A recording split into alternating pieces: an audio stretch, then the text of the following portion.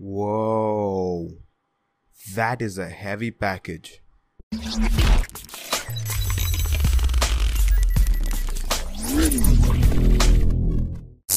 Hello everybody and welcome back.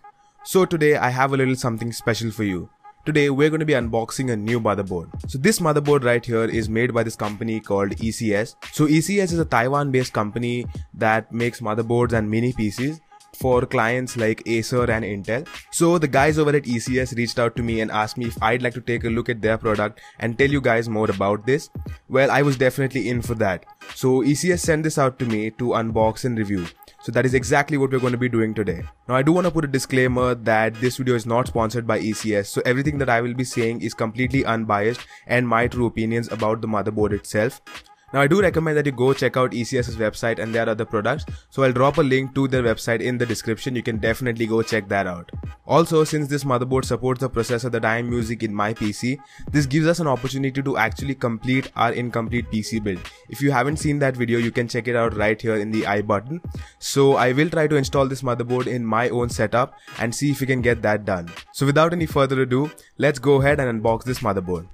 Alright, so as you can see here, this is the box of the motherboard. This is from ECS, that's Elite Group Computer Systems. This is the Durothon 2 model and the model number in specific is the Z270H4i. Now, from what I can see on the box, this seems like a really good and promising motherboard. We'll just go around the box really quickly, nothing on this side.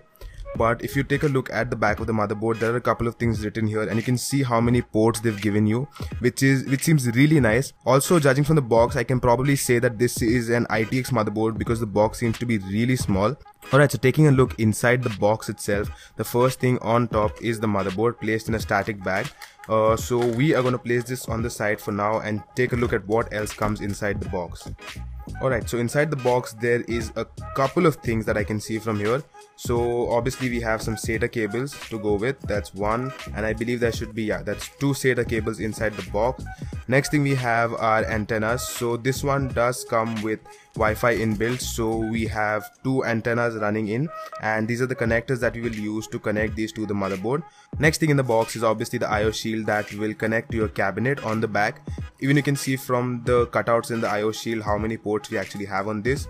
Now I'm not sure what this thing is. It has Intel written on it. It's a small chip. I will research a little about this and find out by the final review what this is supposed to do. And for that I believe the user guide and the manual that is in here should help me. So there's two of them. There's a thin user guide that I see and there's a thick one that has a CD in it. Probably not going to use this DVD or CD, whatever it is, but definitely I am going to go to the user manual because it's quite extensive. So that is pretty much everything from the box. We're going to place everything inside and place it to the side and take a look at the motherboard itself. Alright, so as you can see, here is the motherboard that we get. I can see there is some kind of soft sheet under the motherboard protecting it, which is again a really nice sign of some good packaging that has gone into this. So we're just going to carefully pull out the motherboard, holding it by the ports only and the plastic parts, trying not to touch it. I can see there is some kind of nice sheet that has been protecting. It's really soft, which is really nice. Now place it to the side. Now place a static bag and place the motherboard on the box itself. Alright, so right away you can see that the form factor of the motherboard is really small, which is really nice.